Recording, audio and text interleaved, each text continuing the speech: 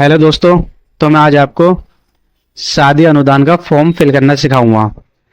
इस फॉर्म में आपको गवर्नमेंट की तरफ से शादी अनुदान के लिए 20,000 से 51,000 तक रुपए की धनराशि दी जाती है।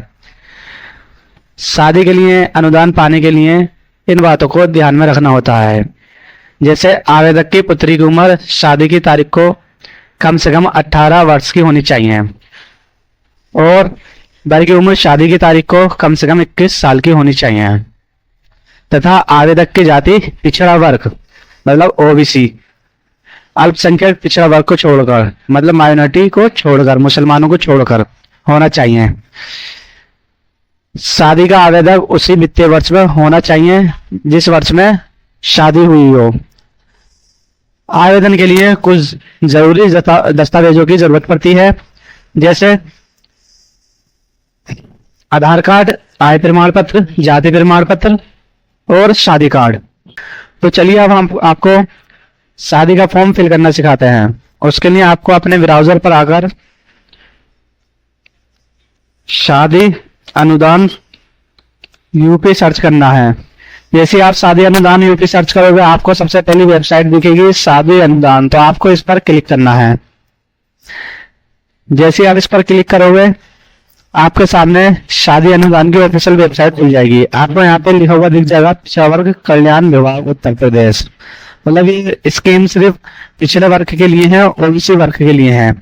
इसके अलावा इसे कोई अप्लाई नहीं कर सकता, सिर्फ ओबीसी वाले अप्लाई कर सकते हैं।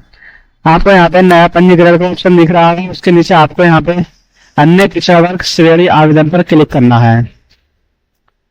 जैसे आप इस पर क्लिक करोगे तो आपको आवेदक की आधार संख्या डालनी है। आवेदक इसमें अगर माँ विधवा है तो माँ को आवेदन बनाना है, अगर लड़की के पिता हैं तो पिता को आवेदक बनाना है। तो आप इन दोनों में से किसी को भी आवेदक अपने हिसाब से बना सकते हो। तो आपको यहाँ पे आवेदक की आधार संख्या फिल करनी होगी, उसके बाद कैप्चा फिल करके और उस पर टिक करके आपको आधार वैलिडेट करने हेतु ओटीपी भेजना पड़ेगा। आवेदक के आधार कार्ड पर जो मोबाइल नंबर डालेंगे उस पर ओटीपी आएगा, ओटीपी आपको यहाँ पर फिल करना पड़ेगा। तो चलिए मैं ओटीपी भेज देता हूँ। यहाँ पर आपको ओटीपी फिल कर देना है। जो आपके आधार कार्ड पर मोबाइल नंबर लगा है उस पर ओटीपी जाएगा, वो आपको ओटीपी फिल कर देना है और कैप्चा फिल करके आपको वैलिडेट ओटीपी पर क्लिक करना है। जैसे आप वैलिडिटी ओटीपी पर क्लिक करोगे आपकी कुछ डिटेल यहाँ पर आधार द्वारा ले ली जाएगी। आपको यहाँ पर आप आवेदक का नाम लिख जाएगा और आवेदक की डिटेल लिख जाएगी। आपको यहाँ पे आवेदक का जनपद सिलेक्ट कर लेना है और उसके बाद आपको यहाँ पर आवेदक की विधानसभा सिलेक्ट कर लेनी है और यहाँ पर आपको शहर सिलेक्ट कर लेना। अगर ग्रामीण क्षेत्र से है तो ग्रामीण क्षेत्र सिलेक्ट करना है और शहरी क्षेत्र से है तो आपको शहरी क्षेत्र सिलेक्ट करना है। यहाँ पर आपको अपनी तहसील सिलेक्ट कर लेनी है और यहाँ पे मोबाइल नंबर फिल करके सुरक्षित करें पर क्लिक करना है।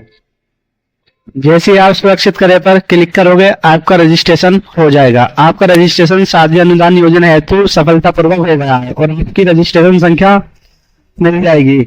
आवेदन पूर्ण करने के लिए आपको लॉगिन पर क्लिक करना होगा। तो जो आपको आवेदन संख्या मिलेगी उसे कॉपी करके रख लेना है या अपने पास लिख कर रख लेना है। उसके बाद आपको यहाँ पर लॉगिन पर क्लिक करना है।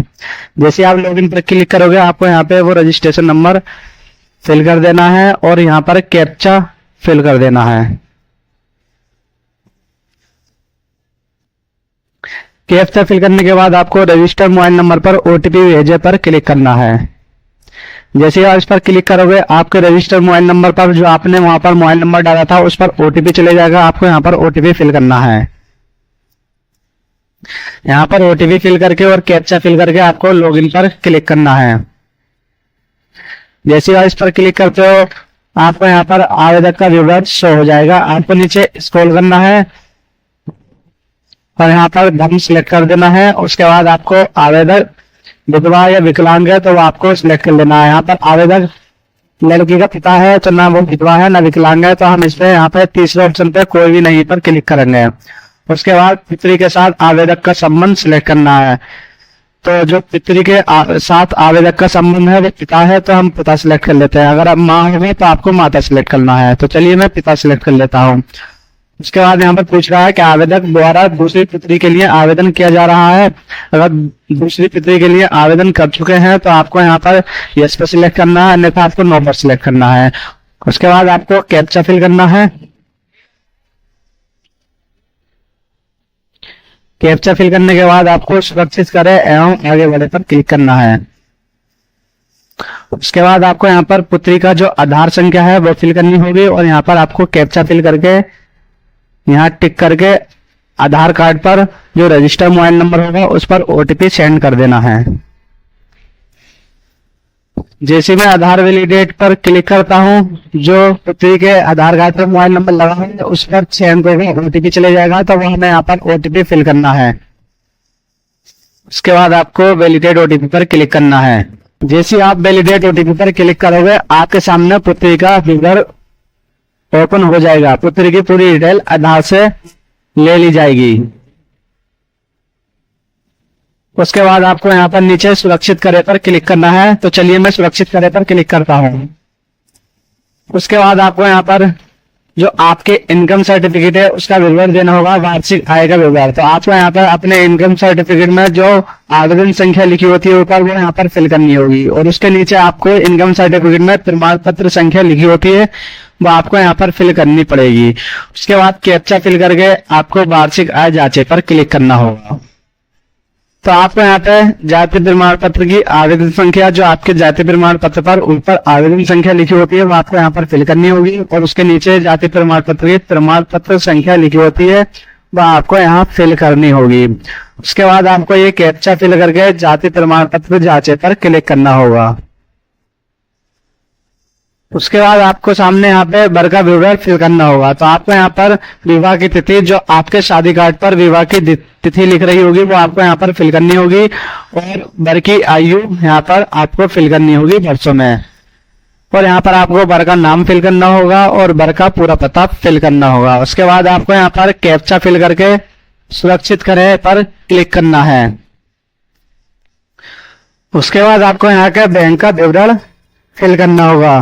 तो आपको यहाँ पर अपने बैंक का नाम सिलेक्ट कर लेना है। उसके बाद आपको यहाँ पर अपनी बैंक की शाखा सिलेक्ट कर लेनी है। उसके बाद आपको यहाँ पर जो आपके बैंक का आईएफएससी कोड है वो सिलेक्ट कर लेना है। उसके बाद आपको यहाँ पर बैंक की खाता संख्या फिल करनी होगी। बैंक की खाता संख्या फिल करने के बाद आपको यहाँ पर कैप्चा फिल करना होगा और सुरक्षित करें एवं आगे बढ़े पर क्लिक करना होगा। उसके बाद यहाँ पर आप फाइल अपलोड पर आ जाओगे। आपको यहाँ पर शादी प्रमाण पत्र सत्यापन पर शादी कार्ड सिलेक्ट करना होगा और आपको यहाँ पर शादी कार्ड पीडीएफ में अपलोड कर देना होगा। तो आप अपना शादी कार्ड स्कैन कर लेना या पीडीएफ बना लेना। उसके बाद आपको यहाँ पर कैप्चा फिल करके अपलोड प्रमाण पत्र पर क्लिक करना होगा। फिर आपको नीचे स्क्रॉल करना है और यहाँ पर आपको बैंक की पासबुक अपलोड करनी होगी। पीडीएफ में 50 KB से 200 KB के बीच का साइज होना चाहिए। आपको अपनी बैंक की पासबुक स्कैन कर लेनी है और यहाँ पर आपको कैप्चा फिल करके पासबुक अपलोड पर क्लिक करना है। जैसे ही आप ये दोनों डॉक्यूमेंट्स अपलोड कर देते हो आपको यहाँ पर सुरक्षित करें एवं आगे बढ़े पर क्लिक करना है।